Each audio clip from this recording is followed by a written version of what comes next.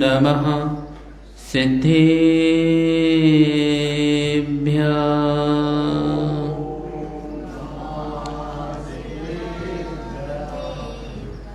ॐ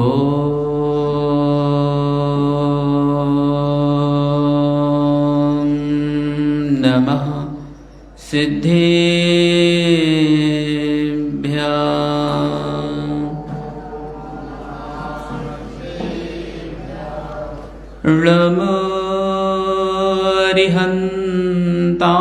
ळमरिहन्ताणं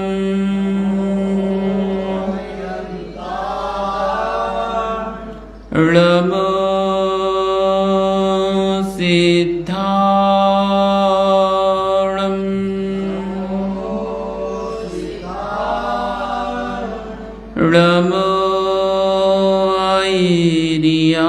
ळमऐरियाणं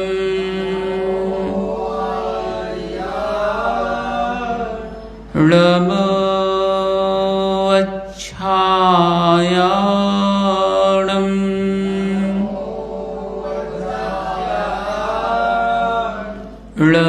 ळमलोये सौवैसाहुणं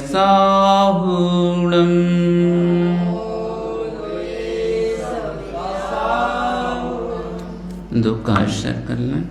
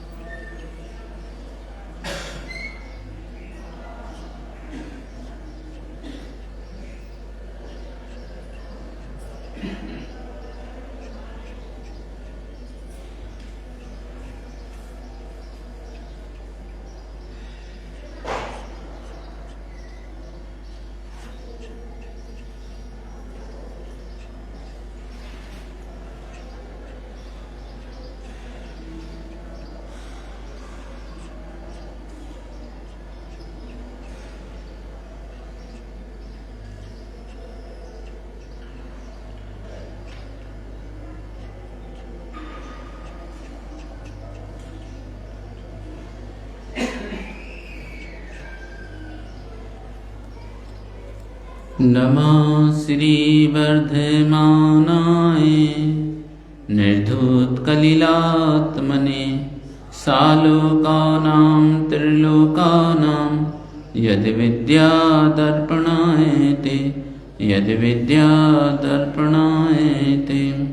अनंत अनंत सिद्ध परमेष्टि भगवानी की, देवादिदेव 1008 चिंतामणि पार्श्वनाथ भगवानी की, वर्तमान शासक नायक भगवान महावीर स्वामी की, परम पूज्य 108 आचार्य समंत स्वामी जी महाराज जी की, गुरु नाम गुरु आचार्य श्री विद्यासागर जी महाराज जी की, परम पूज्य गुरुवर आचार्य श्री आजब सागर जी महाराज जी की, ढाई दीप संबंधी 3 कमलों करोड़ राजाओं की, परम पूज्य गुरु श्री सदक सागर जी महाराज की, परम पूज्य गुरु श्री साधन सागर जी महाराज की, समस्त मुनि संघ की। हे भव्य आत्माओं, प्रतिदिन की भांति आज भी रत्नाकर्ण श्रावचार्य की क्लास में प्रतिदिन सामायिक की उपयोगिता बता रहे हैं कि सामायिक करने से क्या फायदे होते हैं और कैसे मोक्ष का रास्ता प्रशस्त होता है। सामायिक 101 नंबर की गाथा है। सामायिकम प्रतिदिवसम यथावदप्यनलसेन चेतव्यम व्रत पंचक परिपूरण कारणमवधान युक्तेन सामायिकं प्रतिदिवसं यथावदप्यनलसेन चेतव्यम व्रत पंचक परिपूर्णं कारणमवधान युक्तेन। परिचेतव्यम बढ़ाने की योग्य है। क्या बढ़ाने के योग्य है? सामायिकम सामायिक को प्रतिदिवसम प्रतिदिवसमपि प्रतिदिन भी यथावत योग विधि के अनुसार बढ़ाने की योग्य है। कैसे बढ़ेगी अब वो? आनलसेन आलस्य रहित और अवधान युक्त चित्त की एकाग्रता से युक्त पुरुष के द्वारा व्रत पंचक परिपूर्ण कारणम हिंसा त्याग आदि 5 व्रतों की पूर्ति का कारण सामायिक प्रतिदिन भी योग विधि के अनुसार बढ़ाना चाहिए। तो पहले शर्त लगा दी ने, जब तक आपके पास अणुव्रत नहीं होंगे तब तक सामायिक आदि की कोई उपयोगिता नहीं है। इसलिए सर्वप्रथम अणुव्रत प्रतिमा आदि धारण करोगे तो उसका परिणाम आपको विशेष निर्मलता मिलने वाली है। अब सामायिक कब कब करनी चाहिए? सामायिक प्रतिदिन प्रातःकाल, मध्याह्न और सायंकाल तीनों संध्याओं में करना चाहिए। अनलसेन कुछ लोग उगते उगते, कुछ जागते, कुछ सोते हुए सामायिक करते हैं। उन्हें सावधान करते हुए सामायिक का अनलसेन विशेषण देकर यह समझा है कि सामायिक आलस रहित होकर करना चाहिए। अब आहार के बाद तो कुछ प्रमाद तो आते ही है, इसलिए सर्वश्रेष्ठ सामायिक तो खड़े होकर के करो, नींद नहीं आएगी और झोंका आएगा भी तो अपने आप समझ में आ जाएगा और ज्यादा गहराई में पहुंच गए गिर जाओगे। आचार्य महाराज ने कईयों बार कहा सब लोगों से जिन्हें प्रमाद ज्यादा आता है वो खड़े होकर सामायिक करो और भोजन में भी ज्यादा गरिष्ठ भोजन नहीं लो, भरपेट भोजन नहीं करना है। आधा पेट ठोस आहार और उससे भी 25% तुम्हारा लिक्विड और 25% खाली। अगर इस विधि से आप लोग भोजन करते हैं तो बीमार भी कम पड़ोगे और सामायिक भी अच्छी होगी और हमेशा चौकन्ने रहोगे, सावधान रहोगे। और जो गरिष्ठ भोजन करते रहते हैं उन्हें दुनिया भर के रोग तो होते ही हैं, खास तौर से इंडाइजेशन हो गया, बीपी बढ़ने लगा, हार्ट अटैक आ रहा है, गैस बनने लगी, पाइल्स, दुनिया भर के रोग हो जाते हैं उन लोगों को। तो अपने भोजन को ही औषधि बनाओ। क्या बनाओ? भोजन को औषधि बनाओ। और जिसने भोजन को औषधि बना ली है तो उसे बहुत सारे रोग होंगे ही नहीं। तो यहाँ यही कह रहे हैं प्रमाद को छोड़ करके अब भोजन करके गरिष्ठ भोजन करोगे तो स्वाभाविक है प्रमाद आता ही है, और हल्का भोजन करोगे प्रमाद आएगा तो बहुत कम आएगा और चला जाएगा। अवधान युक्तेन, देखो आचार्य महाराज ने लिखा है अवधान युक्तेन, तो क्या कह रहे हैं उसके अर्थ में? कुछ लोग चित्त की स्थिरता की ओर ध्यान न देकर मात्र 2-4 मालाएं फेर कर या पाठ पढ़कर सामायिक का काल जैसे तैसे पूरा कर लेते हैं। उन्हें सावधान कर रहे हैं, माला फेरना ही सब कुछ नहीं है। तुमने जो स्वाध्याय किया है या जो पूजन की है उसकी एक आध लाइन ले लो, उसका चिंतन करो। सामायिक का मतलब है चिंतन करना। मगर मन में एकाग्रता नहीं हो पाती है, इसलिए उसको ड़मोकार मंत्र की जाप दो, सामायिक पाठ पढ़ो, ये सब बता दिए जाते हैं। और जिसका ध्यान स्थिर हो गया है, एकाग्रता आ गई है, फिर ये सब करने की जरूरत नहीं। कहीं बैठो, फिर देखो कितना सा आनंद आता। जिसका ध्यान स्थिर होने लगा है, जिसके परिणाम स्थिर होने लगे हैं, वो तो कहीं भी बैठ जाए, कितना भी कोलाहल हो रहा हो, मगर उसे किसी प्रकार का विकल्प नहीं रहता है। हमारी टाइम लगेगा ऐसी स्थिति को प्राप्त करने में। तो विशेष कर देकर यह समझना है कि चित्त की एकाग्रता से युक्त होकर सामयिक करना चाहिए। अब माला फेरेंगे तो उपयोग कहाँ है? माला में है। वहां तो मन वचन काय की स्थिरता स्थिर करके आत्मा में रमने का नाम सामयिक है। हमारा भी ये नहीं होगा, तो इसलिए ड़मोकार मंत्र की माला फेरो। यथावत अर्थ ले रहे हैं इसका। कुछ लोग खड़े होकर आवर, श्रोणति, प्रणाम आदि क्रिया को नहीं करके आलस से अथवा अज्ञान से बिस्तर पर बैठे बैठे ही सामयिक कर लेते हैं। बिस्तर पर सामयिक का निषेध किया है।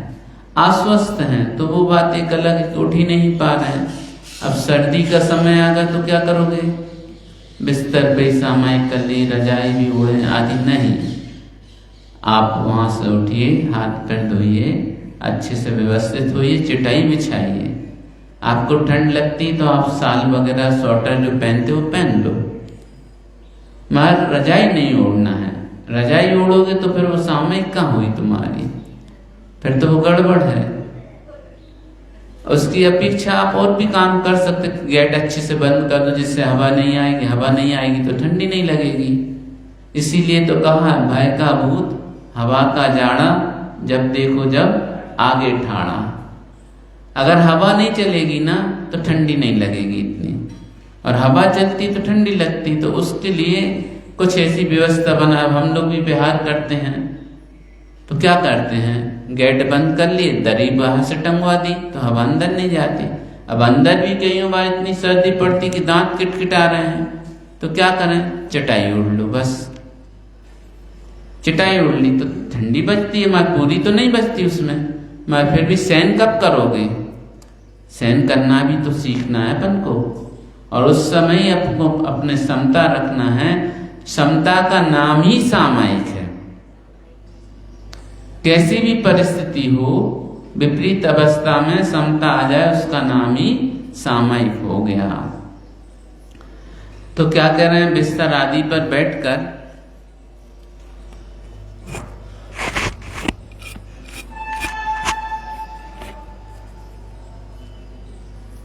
मकड़ी को सोचना तो चाहिए कहाँ आ रहे हैं। तो बिस्तर पर बैठकर सामयिक नहीं होती है। हाँ, आश्वस्त हैं, उठ ही नहीं पा रहे हैं, तो लेटे लेटे भी कर लो तो वो भी सामयिक कहलाएगी। ऐसा नहीं, प्रमाद नहीं करना कि हम बैठ नहीं पा रहे तो सामयिक का काल ही निकल गया, कुछ नहीं कर रहे। नहीं, करना तो पड़ेगी। और बड़े प्रसन्न चित्त, प्रसन्न धिया शब्द आया था पहले। सामयिक के समय भले ही कितना भी रोगी कुछ भी हो, मैं सामयिक करते समय वो अपने आप निरोगी हो जाता है, क्योंकि उसका उपयोग रोग की तरफ से हट जाता है और अपने ओर आ जाता है। उन्हें सावधान करते हुए सामयिक का यथावत यह विशेषण देकर यह समझाया है कि शास्त्रों में जैसी विधि विधान बताई हुई है उसी के अनुसार सामयिक करना चाहिए। ऐसा नहीं जैसे चाय प्रमाद में अब बहुत से लोग बैठे हैं और फालतू की चर्चा भी चल रही, सारा भी चल रहा, तो वो सामयिक नहीं है, वो दोष लग रहे हैं। और दोष तो ये अनजान में हो रहा तो दोष है, और जानबूझकर कर रहे तो अनाचार है, और अनाचार का तो फिर दंड है और वो भुगतना ही पड़ता है। सामयिक किस विधि से करना चाहिए? तो सर्वप्रथम पूर्व दिशा में खड़े होकर के आवर्त करते हुए पूर्व दिशा में। अब मान लो हमें संस्कृत नहीं आती, कुछ नहीं आती, तो पूर्व दिशा में विदिशाओं में जितने भी अरहन सिद्धाचार्य उपाध्याय साधु जिंदा नागन चैतन्य हैं, उनको मेरा मन से वचन से, काया से बारंबार नमस्कार हो। फिर एक कायुत्सर करो, फिर बैठ करके नमस्कार है, श्रोणति बैठ कर करो। ये पूर्व दिशा का हो गया। अब ऐसे ही उत्तर दिशा में, जो पूर्व दिशा में किया है वैसी प्रक्रिया उत्तर दिशा में है। बाकी दक्षिण और पश्चिम दिशा में खड़े खड़े ही है, बैठकर नहीं करना। वहां तो खड़े खड़े अपने आवर्त कर लिया, श्रोणति कर ली और फिर चेंज कर ली दिशा को।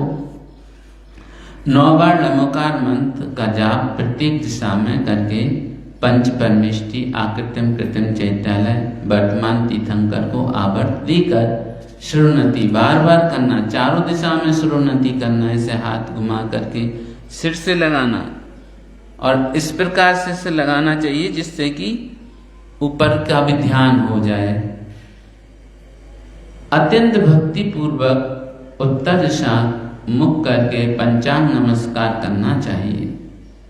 षष्टांग नमस्कार का विधान यहाँ पर नहीं है, यहाँ तो पंचांग नमस्कार का ही विधान है। शारीरिक और मानसिक चेष्टाओं कलुषताओं से रहित रहना चाहिए। आत्मोध्यान का, ऐसी जगह बैठो आत्मोध्यान ही नहीं हो, एकांत वासा, ना झगड़ा ना रासा। चलने लगी कलम। हाँ, एक कायुत्सर है, श्रोणति तो चारों दिशाओं में है और पूर्व और उत्तर दिशा में बैठ करके नमस्कार है पंचांग।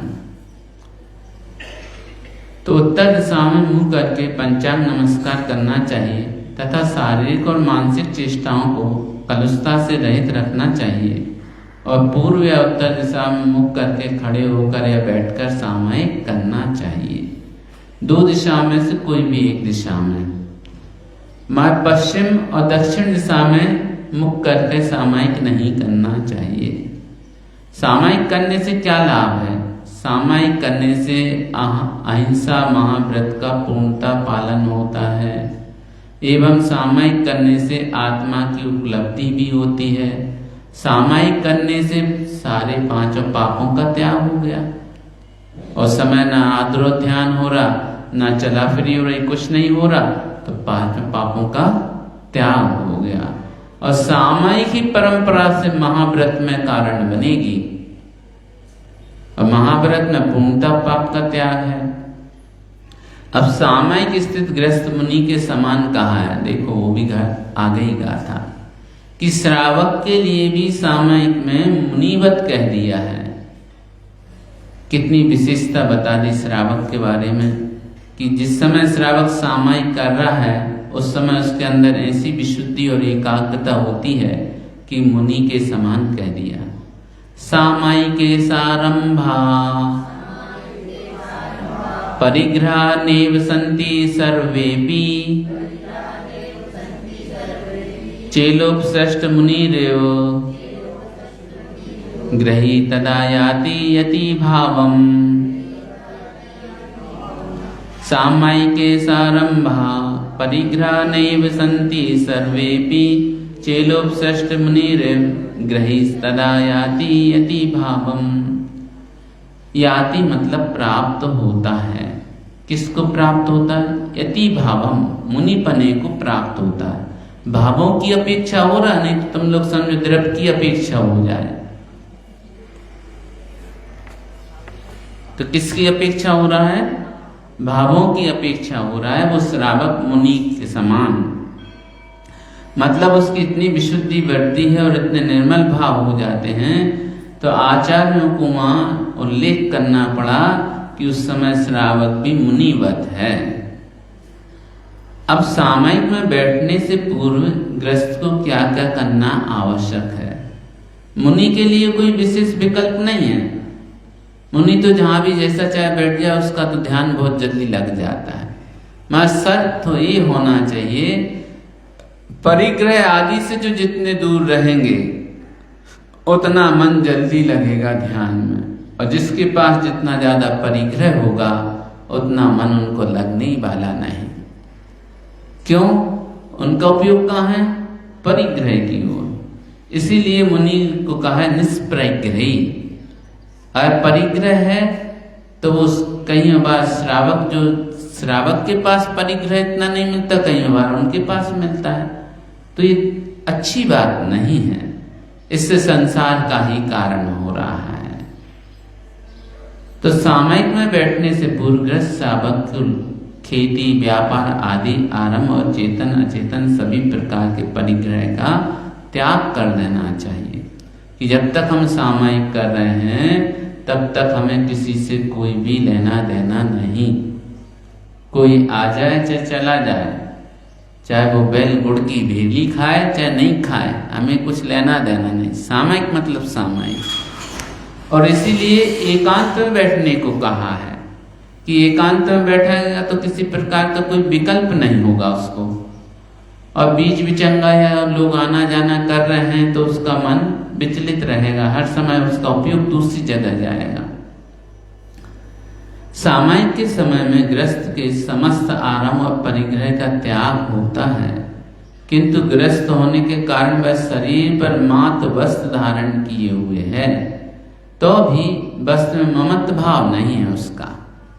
अब जो कपड़े पहने हैं तो उसका ममत्व भाव नहीं है, इसलिए उसको मुनिवत कहा है। नहीं तो दूसरा परिग्रह तो है ही नहीं, और कपड़ों से ममत्व भाव है, शरीर से ममत्व भाव है, तो उसको मुनिवत नहीं कह सकते उस समय। तो यही लिखा है, वस्त्र में ममत्व भाव नहीं होने से वह वस्त्र से आवृत मुनि के समान अर्थात मुनि जैसी अवस्था को प्राप्त है। किसी ने मुनि के ऊपर कपड़ा डाल दिया, अब वो तो अपने ध्यान में बैठे, तुम डालो या नहीं डालो उन्हें कोई प्रयोजन नहीं है। तो ऐसे परिणाम उसके श्रावक के अगर उस समय हो जाने तब उसे मुनिवत कहा है, नहीं तो फिर वो ग्रस्त तो है ही।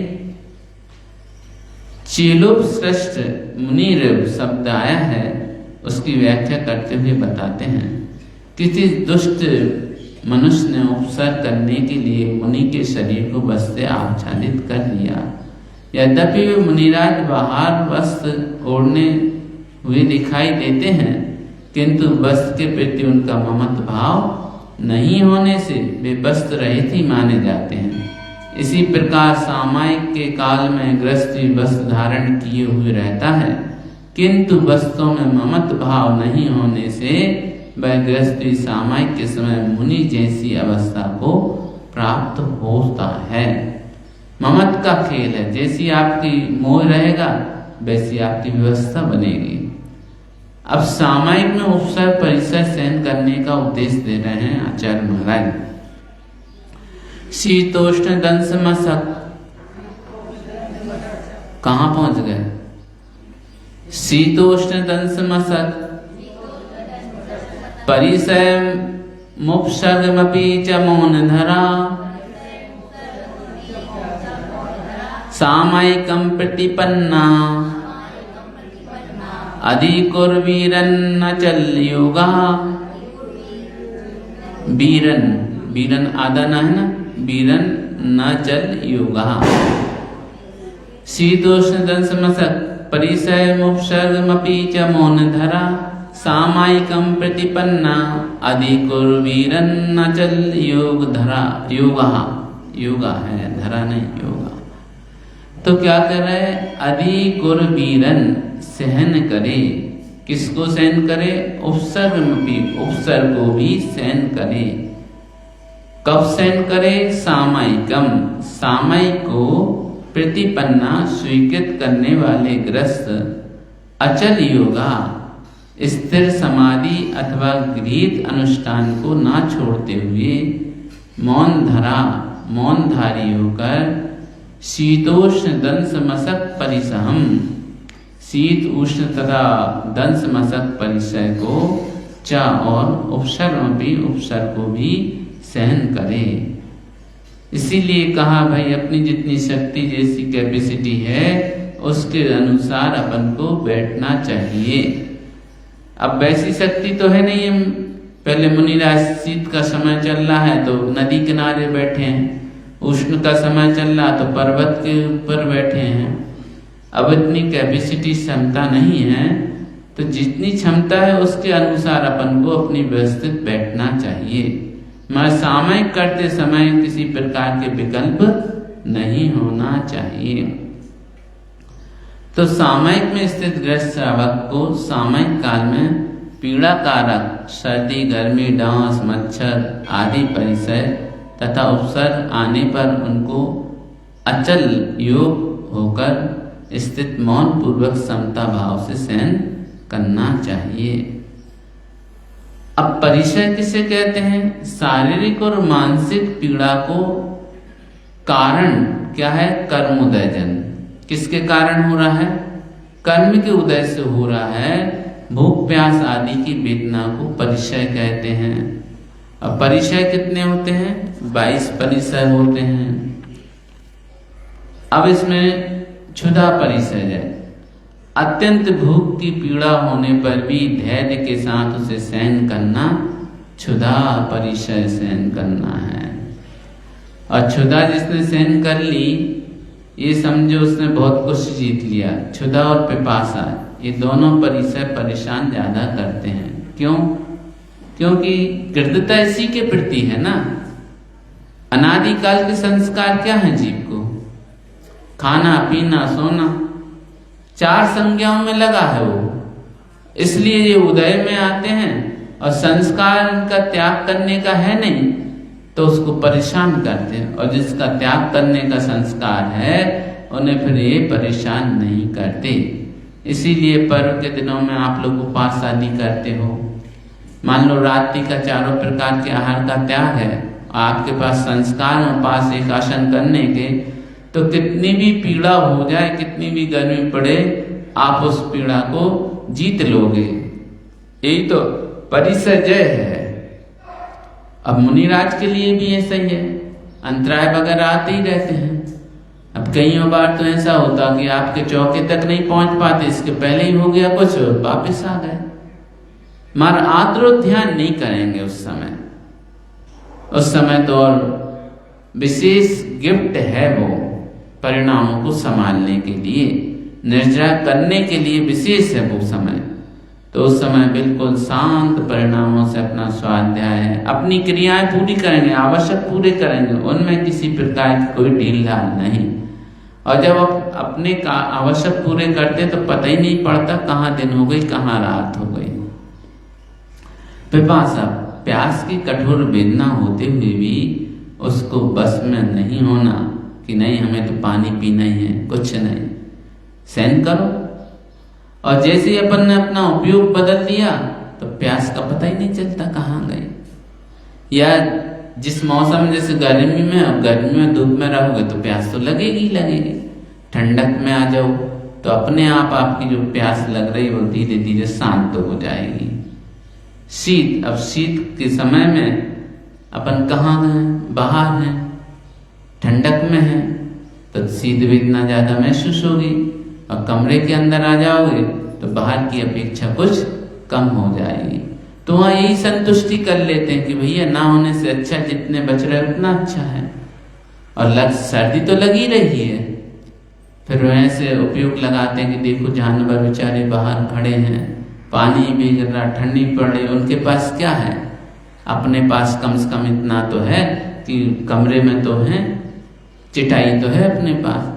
तो ऐसे अब परिचय को जीत लेते हैं और फिर रात भी निकल जाती, सब हो जाता। अपने आवश्यक में लग जाओ, उपयोग हट गया, पता ही नहीं पड़ता। उष्ण, ग्रीष्म ऋतु आदि के कारण गर्मी को घोर कष्ट होते हुए भी विचलित नहीं होते, सहन करो। दंश मशक, अब मच्छर भी है, मक्खी है, पिस्सू है, बर्रैया आदि इतने सारे प्राणी हैं, आ गए बैठ गए, आप तुरंत उड़ाते हो तो कई बार डंक भी मार देते हैं। और कई बार तो आते आते बीच में से ही गोल हो जाते, चले जाते हैं। तो जिस जीव के साथ जैसा पहले व्यवहार रहा है, आद और ध्यान का रहा, मारपीट का रहा है, तो वो प्राणी किसी भी पर्याय में हो आकर फिर वो तुम्हारा वो शत्रु अपना बदला चुकाता ही है। सांप के बारे में तो ये कहा, हजारों वर्ष पहले भी अगर किसी जीव के साथ कुछ हो गया और वो मान लो सर पर्याय में आ गया, तो आप हजारों लोगों के बीच में भी हो गए तो वो किसी को परेशान नहीं करेगा, वो उसी व्यक्ति को डसेगा जिससे हमारा पूर्व में शत्रु वैर था। सर का उदाहरण तो सबको पता है, देखने में आ जाता। हमारे सब जीवों के साथ है ये।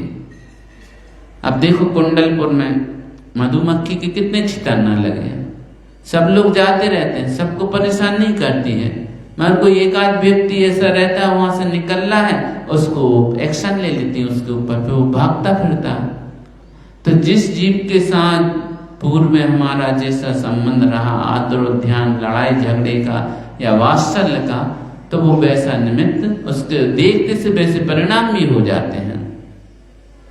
इसलिए कहा भैया किसी से लड़ाई झगड़ा नहीं करो, अच्छे से रहो।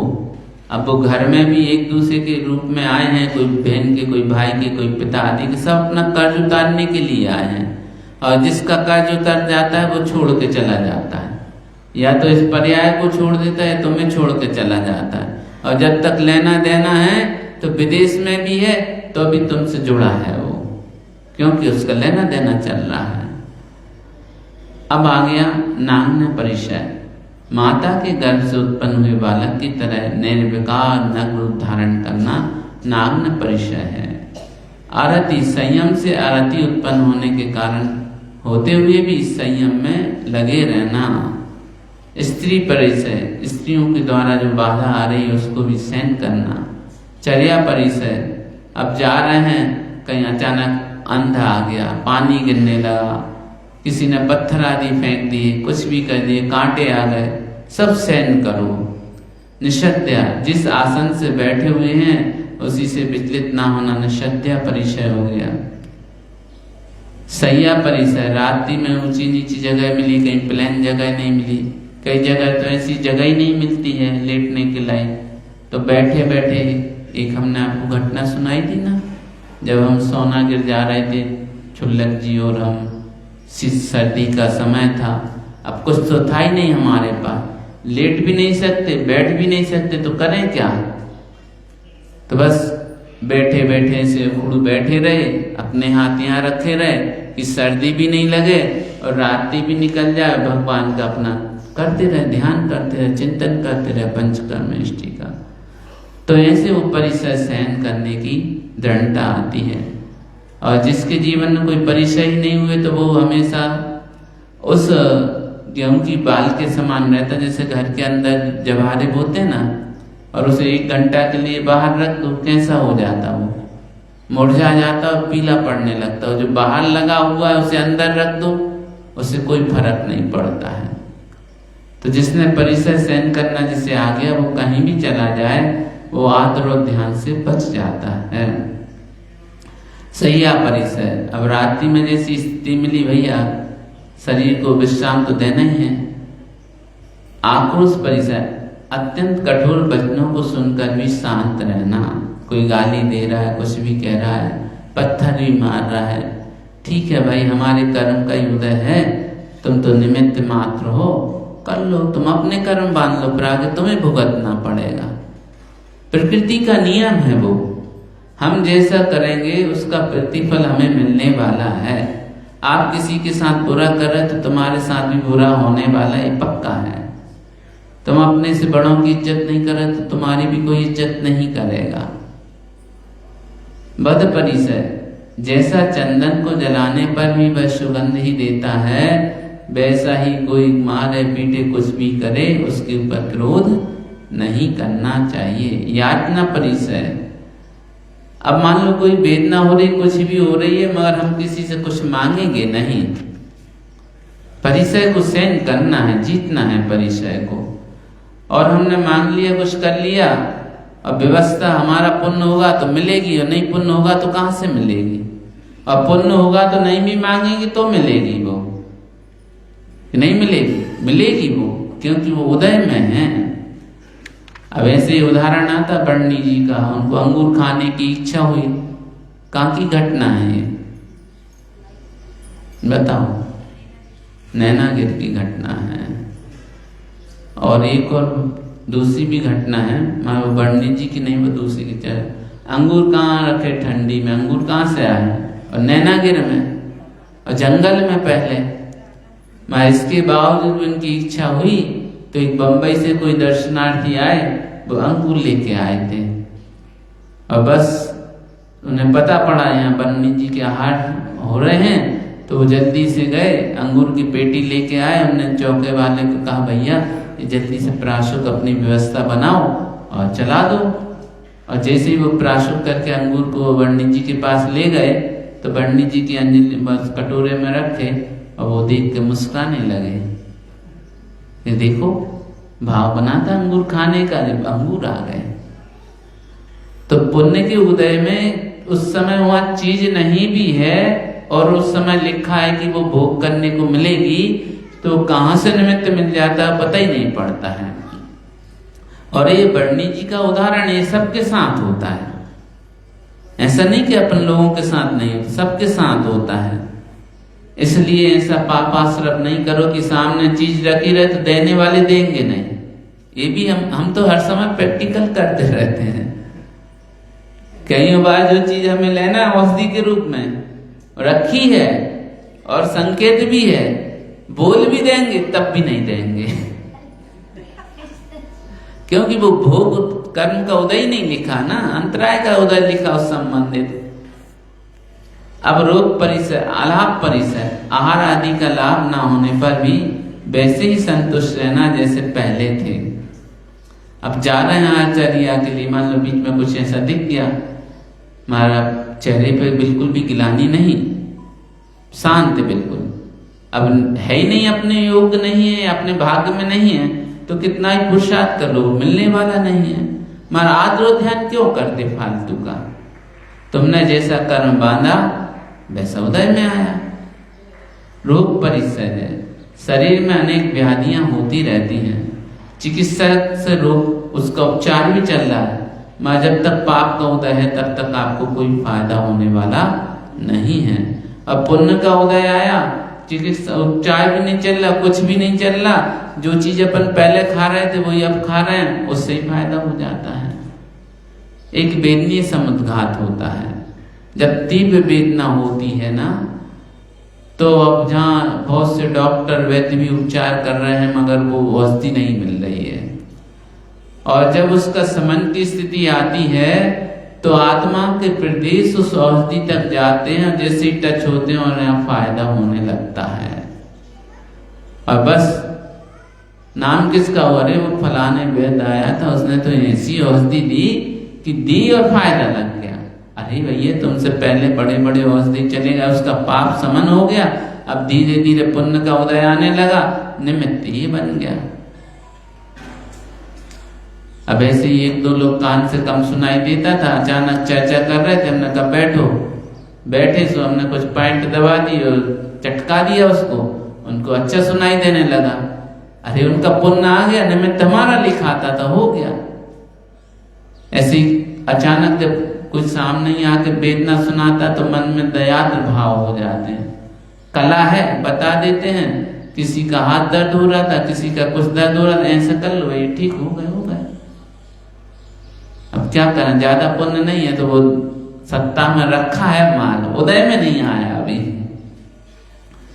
चलो मल परिचय किसे कहते हैं, अपने शरीर में लगी हुई मल की ओर लक्ष्य ना देकर भावना में लीन रहना। अब मल मुनियों के शरीर पे तो रहता ही है, वो मगर मल नहीं है, वो उनके आभूषण हैं। वो क्या है, मुनि के आभूषण है। अब आप हमारे आभूषण को देखकर गिलानी करोगे तो तुम्हें पाप का बंध होगा। हम आपके आभूषण को देख के गिलानी करते हैं क्या? नहीं करते हैं। तो आप हम लोगों के आभूषण को देख के गिलानी नहीं करना, और गिलानी करोगे तो पाप का बंध होगा, और मध्यस्थ रहोगे, बहुमान करोगे तो तुम्हारा पुण्य का बंध होगा, मोक्ष का रास्ता खुलेगा। चीज वही है, बस परिणामों का खेल है। जैसे परिणाम रखोगे वैसा आप शरीर में तो मन लगना कोई बड़ी बात है ही नहीं। और कभी भी देख लेना, कितने आप लोग भी हाथ साबुन से धो लेना, सब कुछ करना, और फिर थोड़ी देर बाद ऐसे हाथ फेरना और इसके बाद ऐसे रगड़ना, तो मैल निकल आएगा। शरीर मल का टोकना है, अब उससे वो नहीं निकलेगा तो और निकलेगा क्या? डेठवादी होती जाती है, जो कोशिकाएं डेठ हो जाती हैं वो मल के रूप में परिवर्तित हो जाती हैं, और प्रत्येक समय उनका उत्पन्न भी हो रही है, डेठ भी हो रही हैं। सत्कार पुरस्कार, सम्मान और अपमान में समता भाव रखना। अपन पढ़ क्या रहे हैं? श्रावकाचार। ये किसके लिए बता रहे हैं? श्रावक को भी बता रहे हैं और मुनि को भी बता रहे हैं। आद्रोध्यान नहीं करो।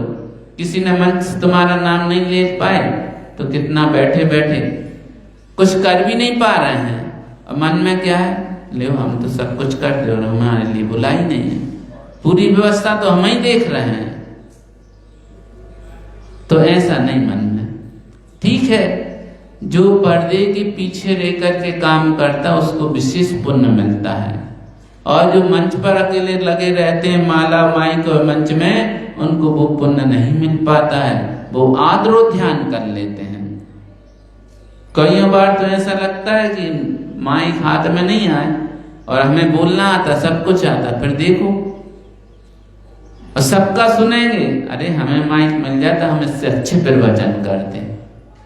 स्वाभाविक है वो तो। महाराजा श्री की हमने एक बात सुनी, मंच माइक और माला के दूर रहना अगर अपनी आत्मा का कल्याण करना है। हमने लक्ष्य बना लिया था कि हमें प्रतिष्ठाचार बनना है और क्रिया भी प्रारंभ करनी थी। जब आचार्य श्री के मुख से ये बात हमने सुनी तो हमने अपना मानस बदल दिया और उसी समय हमने कह दिया, पंडित जी हमें प्रतिष्ठाचार नहीं बनना और कल से आप भी फ्री और हम भी फ्री। और उसका परिणाम ये हुआ कि आज हम कपड़ा फेंक के यहाँ बैठे हैं। नहीं तो अच्छे अच्छे प्रतिष्ठाचार कुछ ना कुछ उनके नाम पर कलंक है, कोई किसी रूप में कोई किसी रूप में। और एक जगह तो एक पंडित जी स्वयं कह रहे थे प्रतिष्ठाचार की, प्रतिष्ठाचार तो मर के अधिकांश नरक ही जाते हैं। वो खुद अपने मुंह से कह रहे थे और अपेक्षाकृत ठीक भी है, क्योंकि जहां मन का नहीं हुआ, मान लो लिफाफा दिया ऐसा फेंक देते हैं।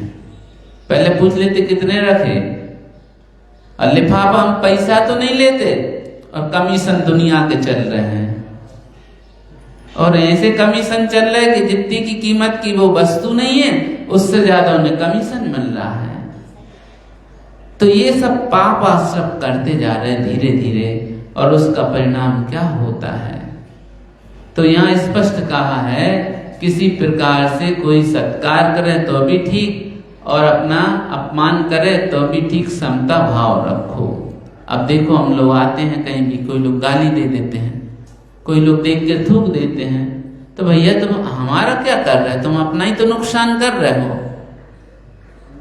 हम तो देखते जा रहे हैं, ज्ञाता दृष्ट हैं, नजर पड़ गई तो देख लिया और नजर नहीं पड़ी तो कोई बात ही नहीं, तुम्हें जो करना सो करो, नहीं करो सो नहीं करो। रास्ते में जाए किसी ने नमोस्तु कर दिया तो आशीर्वाद दे दिया तो उसको पुण्य मिल गया, और नहीं देख पाए तो और उसने नमोस्तु किया तो अभी उसको पुण्य का बंध हुआ। और कोई ने नमोस्तु नहीं भी किया तो हम कौन तुम्हें जबरदस्ती आशीर्वाद दे रहे हैं?